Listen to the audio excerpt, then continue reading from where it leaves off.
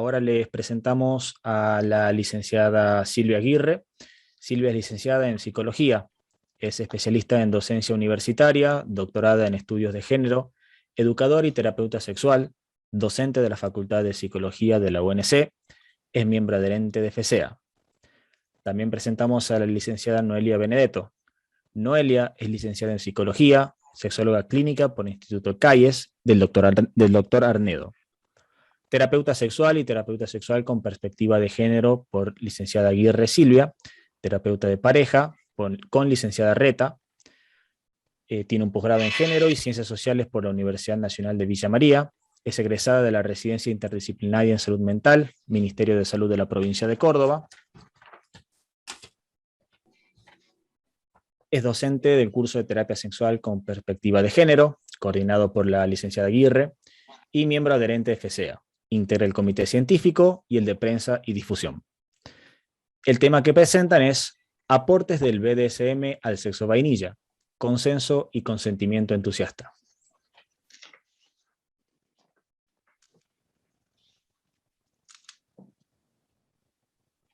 Tengo inhabilitada la función de compartir pantalla. No, a este lo doy, lo tengo Bárbaro, Fede.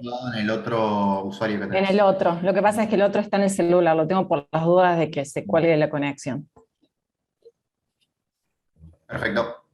Gracias.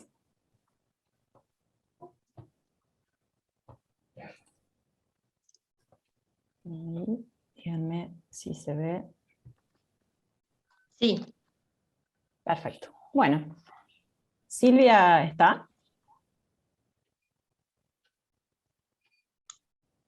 Tendría que estar conectada.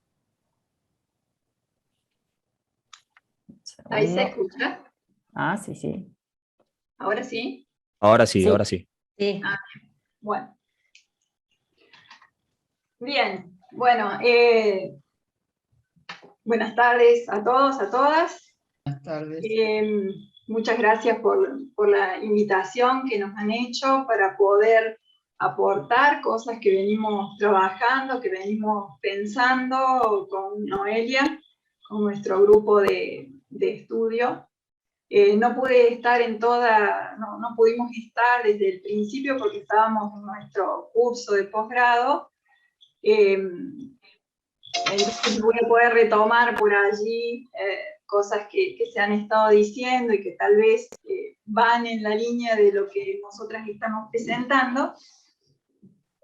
Pero bueno, vamos a tratar de avanzar. Quería comentar primero que lo que nosotras hemos pensado y lo que venimos trabajando es son como reflexiones para hacer dentro de nuestro grupo de personas que se dedican a la sexología clínica, a la sexología educativa.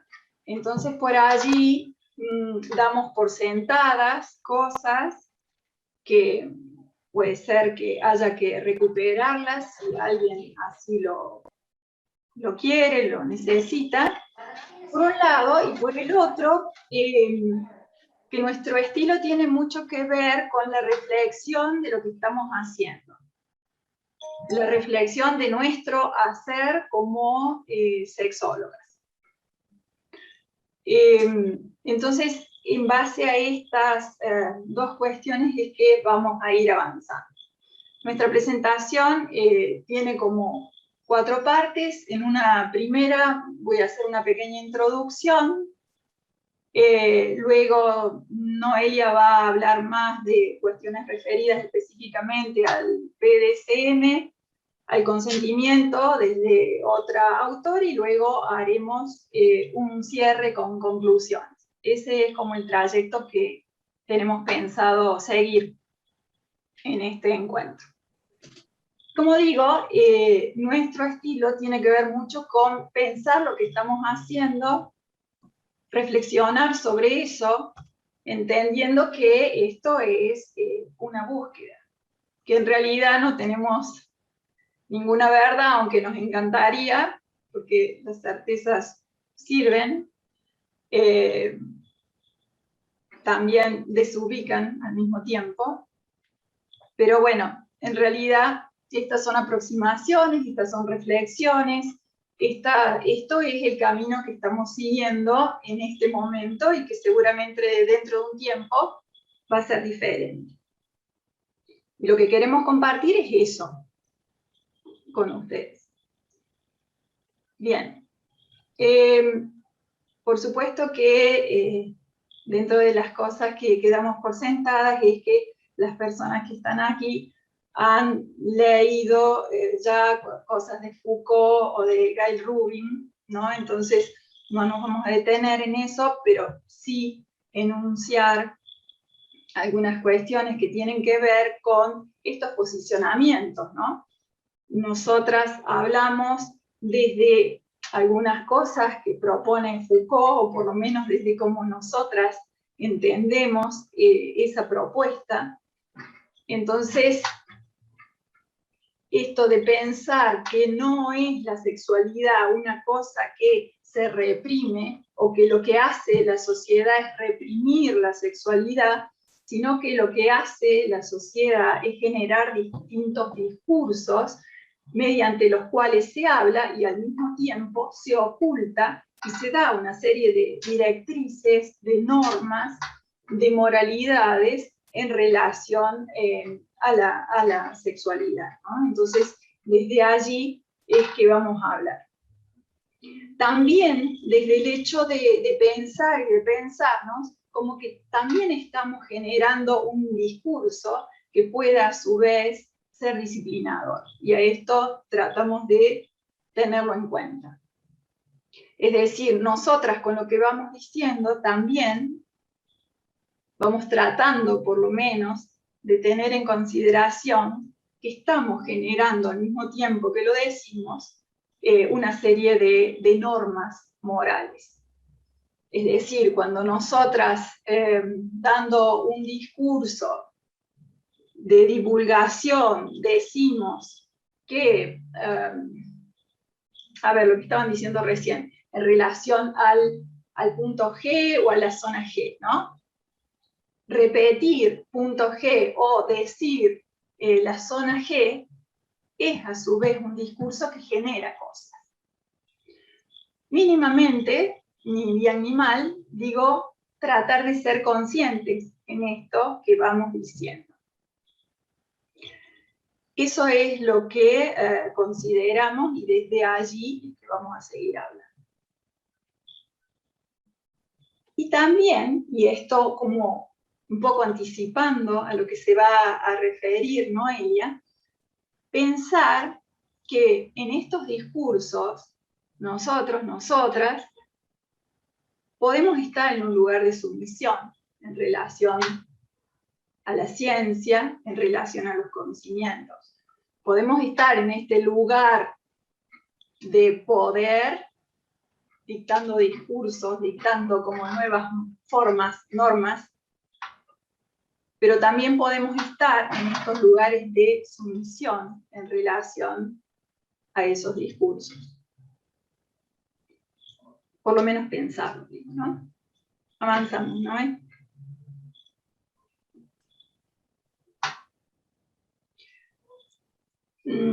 Vamos a referirnos ahora a lo que es nuestro esquema de trabajo en la práctica clínica, como para situarnos un poco y darle marco a lo que va a desarrollar después, ¿no?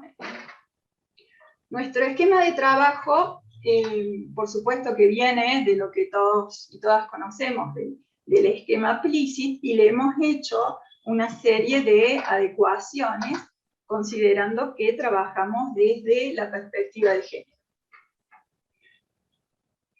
Este esquema, tal como el de Plicit, tiene aspectos que son compartidos con lo que es la educación sexual y aspectos que son específicos de lo que es la clínica sexológica.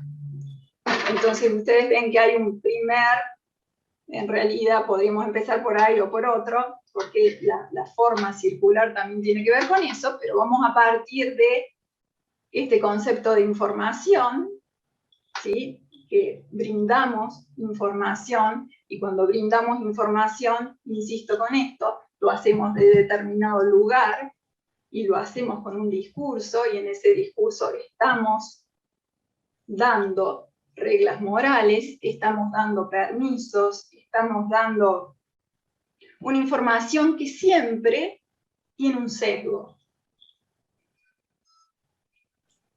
La idea para nosotras es pensar o tratar de ser lo más conscientes del sesgo que tenemos. Sabemos que no podemos eliminar el sesgo porque tenemos una posición, pero sí intentamos este nivel de conciencia de esa posición desde la cual estamos hablando. Entonces, información intentando que sea desde este lugar consciente. Y lo pongo como un ideal, un lugar al que en realidad no vamos a llegar, pero que marca un rumbo. Bien, podemos ver entonces, si vamos en este sentido, un asesoramiento en género también, que compartimos con lo que puede ser la educación sexual. Asesoramiento en género llamamos a todo lo que vamos pensando, repensando, cuestionando con nuestros usuarios, usuarias, en la práctica clínica o en el ámbito educativo, en relación a los géneros, en relación a las jerarquías, en relación a las disidencias, bueno, todo este posicionamiento que vamos teniendo, ¿no? O que tenemos y que vamos modificando con el paso del tiempo. Luego, las indicaciones específicas, que son las referidas a lo que hemos aprendido de Master y Johnson, lo que hemos aprendido de Kaplan y algunas otras cosas que le vamos agregando en función de algunas otras cosas. Cuando digo así, digo técnicas específicas que vamos desarrollando en base a nuestra experiencia clínica, y entonces que las utilizamos en momentos específicos que, bueno, creo que esto es lo común y, como decía, lo que está más presente en el esquema PLISSIT, ¿no? Y luego, por último, hablamos de un acompañamiento en el ARSA-MANDI, que es lo específico de poder acompañar a ese usuario o esa usuaria a descubrir aquello que tiene que ver con su propia forma, con su deseo y con las cosas que le resultan más placenteras específicamente a partir de esa singularidad. Bien, si en algún momento alguien quiere preguntar sobre esto, lo retomamos en el momento de las preguntas. Lo que vamos a mostrar ahora tiene que ver con lo que también habrán visto, ¿no? El concepto tan extendido del círculo mágico de Gail Rubin, porque esto nos va a servir para hablar de lo que es, en definitiva, el sexo vainilla, o a qué nos referimos cuando hablamos de sexo vainilla, ¿no? El círculo mágico, que sería aquel dentro del cual está aquello que ha sido como considerado bueno, normal, natural, ¿no? Que es, como ven ustedes en el círculo, allí lo heterosexual, el matrimonio, monógamo, procreador, no comercial, entre miembros de la misma generación, en privado, no pornográfico, solo cuerpos, vainilla, suave, ¿no es cierto? Es decir, esto que, por lo menos para la moral masiva, tradicional, es lo que no se cuestiona. Esta sería como la sexualidad permitida. Esto es de lo que habla el Rubin cuando se refiere a este círculo mágico. Eso que no se discute es esto, dentro de lo cual está este sexo vainilla, que es el sexo como así, digamos, el sexo básico en estos términos, ¿no? ¿Quieres pasar a la próxima, Noé? Los límites exteriores de eso permitido o de ese sexo bueno tienen distintos tipos de complicaciones de acuerdo al caso, pero siempre algún tipo de reticencia desde esa moral tradicional existe en relación a estos límites exteriores, ¿no? Es decir, el sexo homosexual, sin matrimonio, promiscuo, no procreador, comercial, esporádico, intergeneracional, en público, la pornografía con objetos manufacturados o el sadomasoquista, ¿no? Esto es lo que está fuera de eso permitido en la moral tradicional. Nosotras, en este caso, vamos a referirnos específicamente a una parte de lo que tiene que ver con estos límites externos que podría estar, en este caso, representado por lo que dice acá de sadomasoquismo, si bien ya vamos a ver la diferencia, ¿no?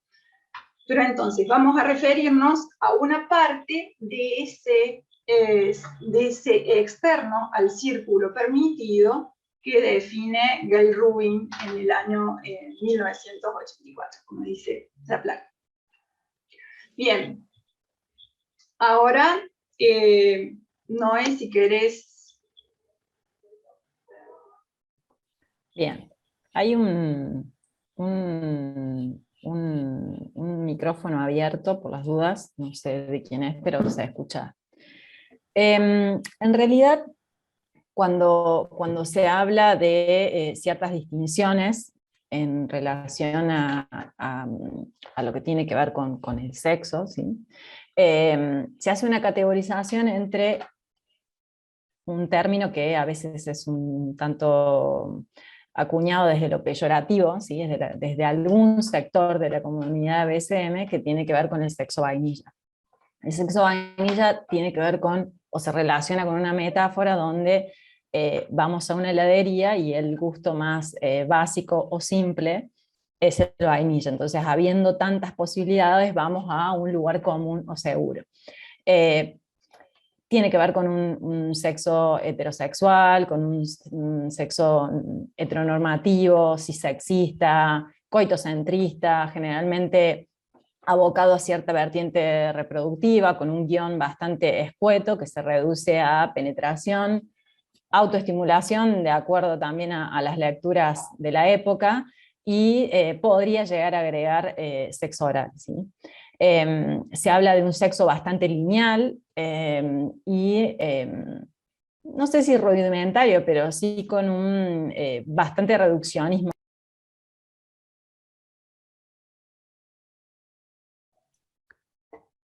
Perdón, Noelia, te muteaste, se te muteó el micrófono. Me ponía como que claro, y yo estoy como administradora. Bien, perdón.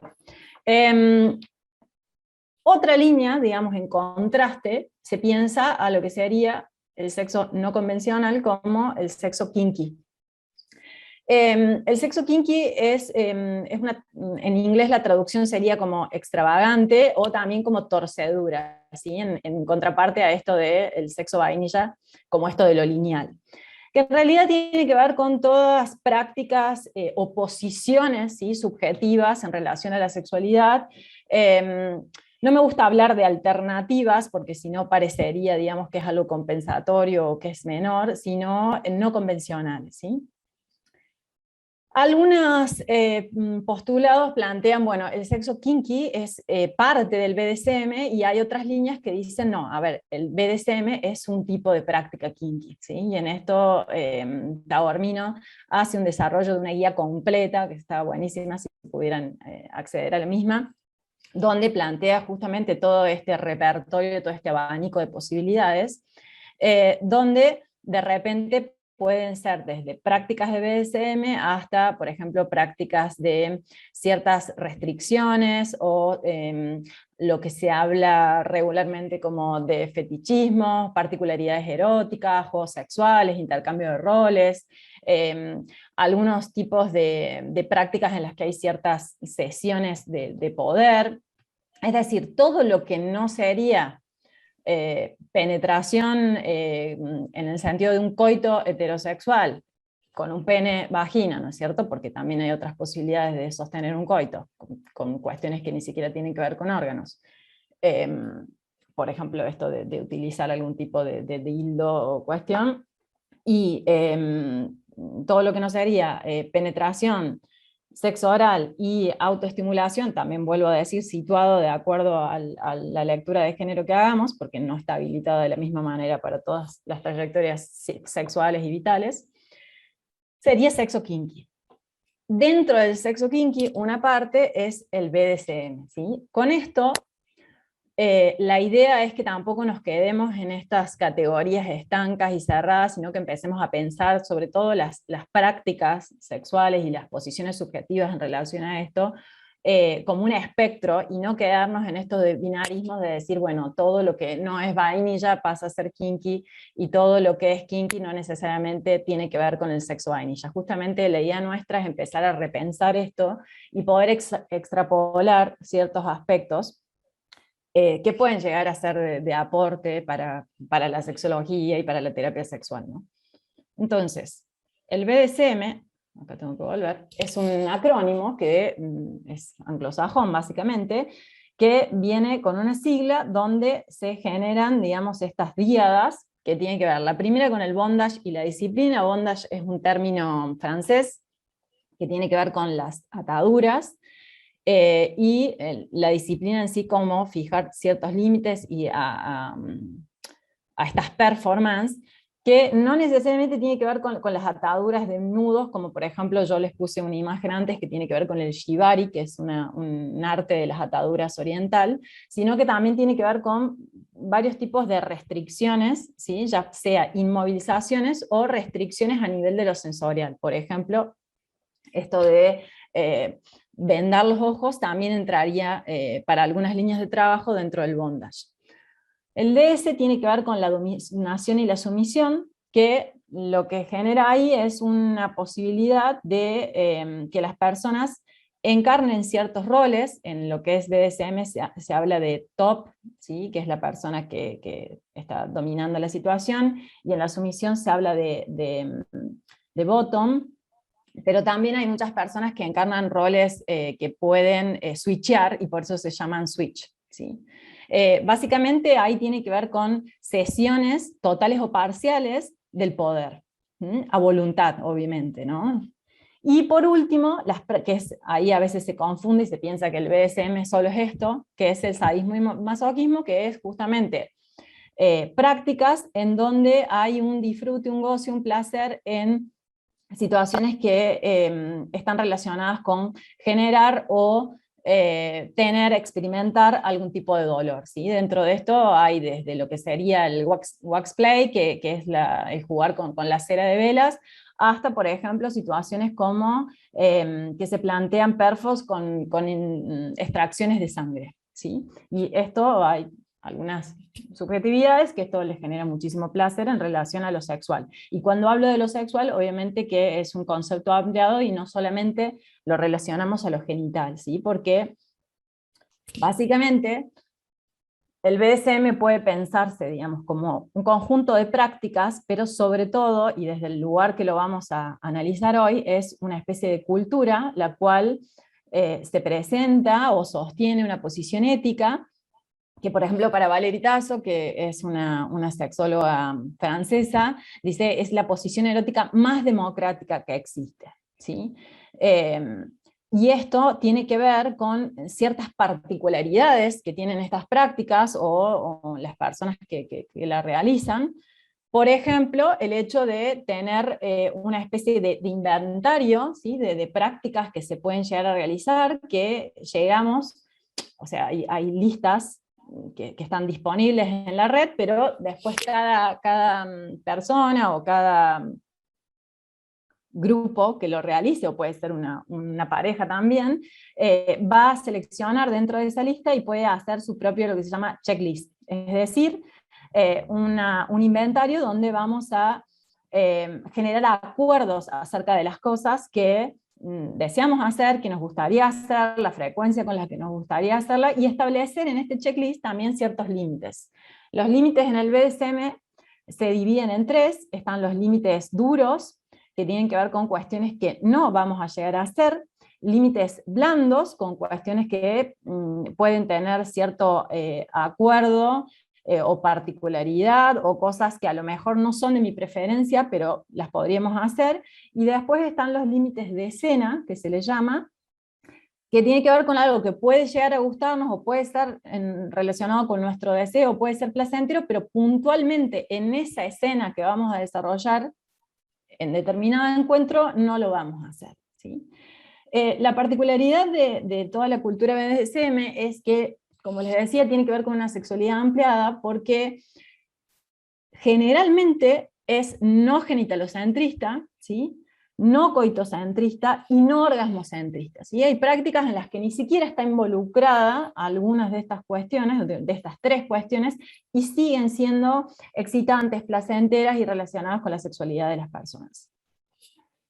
Para de repente llegar a al desarrollo de ciertos acuerdos, hay un aspecto que es muy interesante, que es el de las palabras de seguridad o safe word, que tiene que ver con una palabra que se utiliza como cierta herramienta, pensándolo como una red de seguridad, dice Tristan Taormino, que puede tener que ver con justamente un vocablo o bien una seña, en el caso de que estemos realizando una práctica donde no podamos verbalizar algo, que es preferible que no sea del orden de no o para, porque eso a veces puede ser parte de cierto ritual o proceso de cortejo, ¿sí? Que puede llegar como a excitar o a poner en una situación de, bueno, seguir insistiendo, sino una palabra que esté totalmente desconectada, inclusive de cualquier posibilidad erótica, para ponerle un freno, un límite, o directamente cortar una práctica, ¿sí? A veces se utiliza una convención que tiene que ver con el semáforo, en el sentido de el rojo es parar todo, el amarillo es ir con más precaución, y el verde es que se puede seguir adelante. Lo interesante de la cultura BDSM es que estos roles que yo les planteaba de dom, o de sumises, o de top, o de bottom, o de switch, no son roles que están determinados por las identidades de género autopercibidas o autodeterminadas por las personas, sino que, por ejemplo, puede haber muchas personas marcadas o socializadas como mujeres ejerciendo posiciones de dom, y muchas personas marcadas o leídas como varones ejerciendo en situaciones de lo que se llama sumises, ¿sí? O sumisos. A su vez, otra cuestión es que muchas de las escenas, en realidad, si es realmente BDSM, esto no está librado al azar, sino que existen un montón de protocolos, ¿sí? Tipos de protocolos, y acá justamente les acercamos esto porque la jornada tiene que ver con el consentimiento. Hay varios, yo en esta oportunidad les seleccioné dos, ¿sí? Justamente esto es lo que le da como cierta entidad de un chequeo que diferencia a estas prácticas de la representación social regular, de ver a esto como una patología, como una perversión, o inclusive marcarla como que es un tipo de violencia. En el BDSM lo que se realice tiene que seguir este tipo de protocolos. El primero está creado por Stein en el 87 y tiene que ver con el sano o sensato, de acuerdo al trabajo que agarren, seguro y consensuado. En el sentido de sano y sensato, sensato para algunos autores prefieren no utilizarlo porque es un término forense, pero básicamente tiene que ver no tanto con la salud mental de las personas usuarias o practicantes del BDSM, sino con que haya prácticas de cuidado en relación a la transmisión y la prevención de ITS, y que no estén alteradas las personas por el consumo de ningún tipo de sustancias, ¿sí? En el caso de que sea seguro, también está relacionado con la prevención de ITS y también con las prácticas que se realicen que no pongan en riesgos que no se puedan justamente como contener a las personas involucradas. Y consensuado justamente tiene que ver con estos acuerdos que se realizan en realidad en relación a todo el inventario de checklist que les planteé antes, ¿sí? De lo que se va a hacer y del, por ejemplo, las palabras de seguridad y los límites blandos, duros y de escena. Pryor y otros autores en 2014 dicen, bueno, el SSC es interesante, pero tiene algunas limitaciones, entonces proponen un último protocolo que tiene que ver con justamente el cuidado, ¿sí? Y ahí se relaciona con todas las cuestiones en relación a justamente la salud sexual y las prácticas en sí, los dispositivos de las prácticas en sí, la importancia de la comunicación, que tiene que ser asertiva, como ya hablaron en otras ponencias, ¿sí? Y hay que justamente hacer un entrenamiento para las habilidades en la comunicación y lo que voy a acordar y voy a contratar en ese contrato que es sexual y de prácticas entre las personas involucradas. El aspecto relacionado al consentimiento, es decir, que la otra parte acepte o no lo que estamos proponiendo, y el tema de la caución, que justamente se habla de caución justamente para prevenir situaciones que puedan llegar a pasar de riesgo, ¿sí? Y estar atentos a eso y ir contemplando situacionalmente, ¿no? Digamos, porque podemos delinear una checklist antes y en el transcurso del proceso que las cosas vayan cambiando, entonces estar atentos a eso. Muchas veces, como les decía, se marca a las personas que practican el BDSM o que esto les genera placer con cierta marca de padecimiento mental, ¿sí? O malestar en relación a eso. Y es por eso que justamente la cultura BDSM no se ha dedicado solamente a armar protocolos, sino que también hay estudios de peso en relación a justamente estas prácticas y la cultura que implica, como por ejemplo un estudio que data del 2013, que llega a la conclusión en su discusión de que las personas que practican BDSM frente a los grupos controles de esta muestra, ¿no es cierto?, pueden ser psicológicamente más saludables y tienen mejor calidad en sus relaciones sociales y sexuales. ¿Qué sería ser psicológicamente más saludables, ¿no? Digamos, los indicadores que plantean estos autores tienen que ver con que el BDSM está relacionado lejos de con algún tipo de perversión o de patología, con experiencias de ocio saludable. Inclusive hay estudios, estuve leyendo, que relacionan las posibilidades de ascenso social y laboral en relación con habilidades sociales que tienen o que desarrollan las personas que son practicantes de BDSM. Las personas suelen ser, o en relación a la muestra control, el grupo control, son más conscientes y comunicativas, tienen menor sensibilidad al rechazo y por lo tanto mayor tolerancia a la frustración, entonces tienden a justamente no imponer ciertas situaciones, desarrollan mayores puntajes en confianza, en comodidad, en relación a las prácticas sexuales y a los vínculos en general. Están abiertas a nuevas experiencias y por lo general son más extrovertidas, ¿sí? Contrario a la representación social un tanto oscura que se tiene de estas personas, ¿no? Digamos, de acuerdo también a un marketing establecido, ¿no? Entonces, la importancia de esto, y creo que lo que podemos empezar a pensar, y justamente en relación al marco de la jornada, es el tema del consentimiento, ¿sí? Está presente en muchos de los protocolos. ¿Ya estamos en hora? Perdón, ¿no? Son 25 minutos para cada una. Como 25 minutos para cada una. No hay problema, Sí, termina tranquila. Bien, tu perdón, ponencia, no hay ningún problema, no te preocupes. Termina tranquila, que luce, que vale la pena, quien se quiera quedar, se quede, la aproveche, quien se tenga que retirar, se retira. Sentite cómoda. Bárbaro. Bueno, muchísimas gracias, Emilia. En relación a esto del consentimiento, que justamente parece ser la piedra angular que distingue el BDSM de otros tipos de situaciones que sí se pueden pensar como violencias, tiene ciertas características, y hay autores que dicen, bueno, el consentimiento tiene 3 como grados. Uno sería el superficial, de decir que sí o no a determinada práctica; el otro que tiene que ver en la sesión, es decir, particularizar qué cosas vamos a hacer y qué no, que yo creo que ahí ya amplía y ya no tiene tanto que ver con el consentimiento en sí, sino que es una cuestión de ida y vuelta, y ahí tiene que ver con un acuerdo. Y por otro lado, el tema de en profundo. En profundo o en profundidad tiene que ver con una cuestión que se da más en el durante y en el posteriori, es decir, un consentimiento en relación a, por ejemplo, estar atentos a situaciones paraverbales, ¿sí?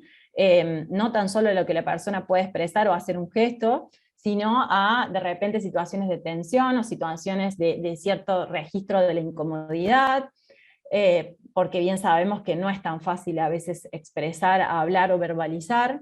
Estar atentos también a de repente que aparezcan estas palabras de seguridad que están relacionadas con los límites, y también en una revisión a posteriori, porque otra cosa importante del BDSM, que no sé si se las dije antes, es que tiene una resolución que tiene que ver con lo que se llama el aftercare, ¿sí? Que son los cuidados posteriores a una sesión, que se hacen in situ, ¿sí? A veces se realizan masajes en la zona que se han realizado ciertos golpes, o se realiza, puede también haber situaciones en las que las personas se abrazan, o se hacen una devolución a nivel verbal, o también ir revisando cómo se va sintiendo la persona en los días posteriores, ¿sí? Porque a alguien también puede suceder, y esto podemos pensarlo en otros espacios de encuentros sexuales, que con los días uno llega a la conclusión de que tal situación o tal cosa no fue del todo consentida, ¿sí?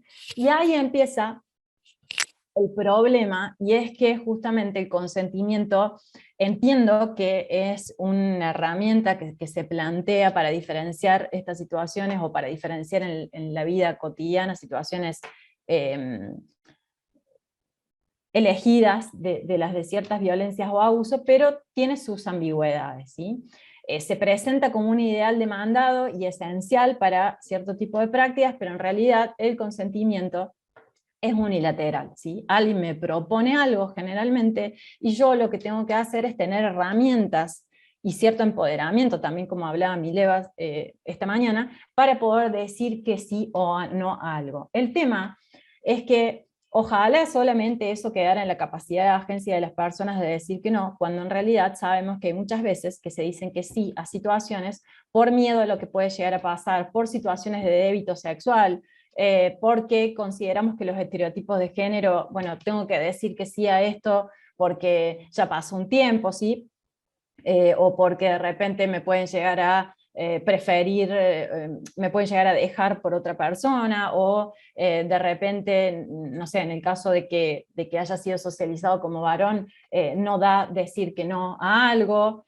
Bueno, hay un montón de situaciones que pueden llegar a, en personas con un estado de conciencia sin ningún tipo de particularidades, llegar a influenciar para que esa persona tenga capacidad de agencia y diga que sí a algo que no necesariamente desea, ¿sí? Porque a veces en el consentimiento se hace muchísimo foco en que las personas no estén alteradas por el consumo de algún tipo de sustancias, y no solamente eso va a viciar, no solamente eso y la edad pueden llegar a viciar esta cuestión del consentimiento. Entonces, Fischel lo que dice es que el consentimiento en realidad le da una magia moral al sexo, y pareciera que todo lo puede cuando en realidad no es así.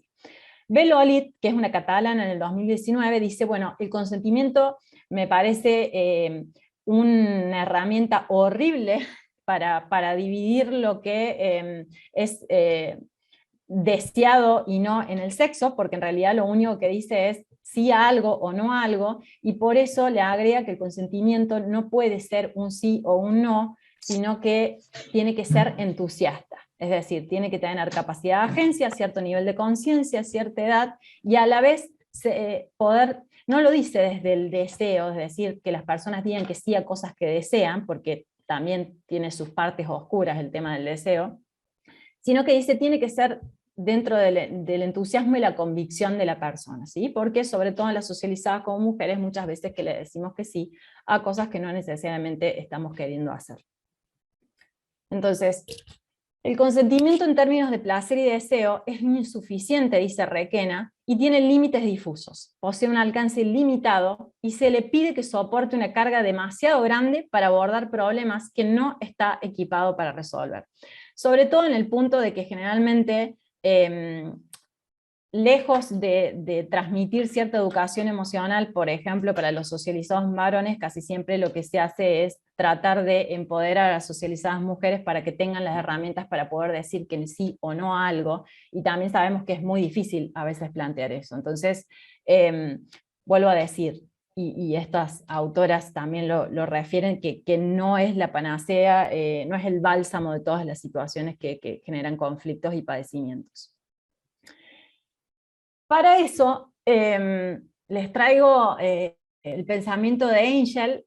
Angel largó un libro, es una doctora en historia de la sexualidad y de psiquiatría, es inglesa, y hace poquito, en mayo, largó un libro que lo que hace es una crítica justamente a la cultura del consentimiento en sí, porque dice, el consentimiento no puede ser la única herramienta que cargue con el peso de todos nuestros deseos, dice, porque justamente no siempre sabemos a ciencia cierta qué es lo que queremos, ¿sí? Entonces no puede ser solamente el foco en ese lado. Y la realidad es que, y ahí en esto Angel no tiene una visión tan ideal como plantea el BDSM, donde las dinámicas de poder en realidad serían iguales y solamente se intercambiarían o se asignarían en cuestiones de roles. Ella dice, hay una cuestión inherente a las dinámicas vinculares, y es que hay dinámicas de poder desiguales. Las mujeres no pueden ser agentes iguales en la búsqueda sexual, por más que estemos en 2021. Entonces dice, por verbalizar el deseo, una no va a sentir más placer ni necesariamente tener mejor sexo.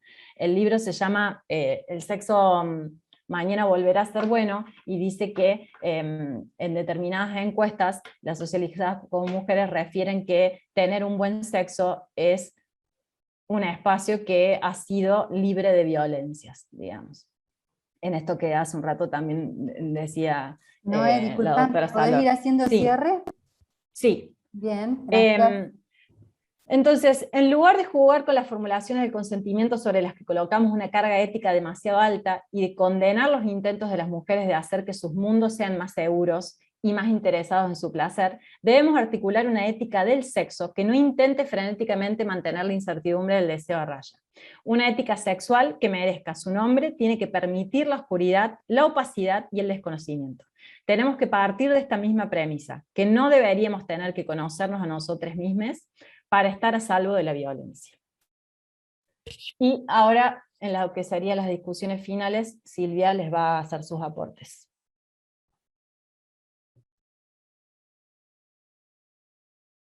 A ver, y con esto terminamos, y por supuesto que es para seguir pensando y conversándolo entre todos y todas, ¿no? Lo que decimos a partir de esto, y algunos punteos solamente, es que es indudable la necesidad de un trabajo en la escucha abierta. Y cuando decimos de escucha abierta, implica repensar constantemente nuestra propia posición, tenerla en claro, para intentar con esto saber por lo menos el lugar exacto en el cual estamos. Y creemos que esto va a ayudar en este proceso de escucha. No es que no vamos a tener una posición o que vamos a tener una posición objetiva, no consideramos esto, pero sí tener en claro desde dónde hablamos, cuáles son nuestros principios, cuáles son nuestras normas, puede aportar. Consideramos también el desarrollo de un pensamiento crítico, disfrutando de los cuerpos como parte de nuestros aportes a este campo. Repensar las ideas de sumisión y abuso, que parecieran estar como muy claras a veces, que a veces condenamos mucho situaciones que decimos de abuso, hablamos de lo que puede hacer un abuso en el resto de la vida de una persona, condenamos las situaciones de sumisión, ¿no? Y entonces, insisto, por lo menos considerar desde qué lugar lo estamos diciendo y qué nos obtura tener una posición como esa en esto de tener una escucha abierta, ¿no? Y la perspectiva de género como desarrollo de la capacidad de agencia, la capacidad de decisión y de asociación de sexo y placer, que también conlleva, por supuesto, una cuestión de poder. Y para finalizar, Noé, pasamos... Finalmente, pensamos que no se trata solo de ampliar la experiencia erótica, incluyendo el dolor o la dominación, esa es una lectura muy liviana de la cultura BDSM, sino de aprender habilidades que puedan aplicarse en otras partes de nuestra vida, teniendo en cuenta las opacidades inherentes al consentimiento. Cómo reclamar nuestros deseos, negociar lo que se quiere y necesita, establecer y comunicar límites, reconocer dinámicas de poder, celebrar la sexualidad y aceptar las diferencias. Bueno, con esto terminamos. Ahí están nuestras redes y quedamos disponibles para preguntas o comentarios. Muchas gracias, licenciada Aguirre, licenciada Benedetto. Sí, nos tomamos un momento para las preguntas. Gracias Silvia, gracias Noelia, es muy interesante la ponencia. El libro habían pedido, si podías poner por escrito, Noelia, el libro que recomendaste.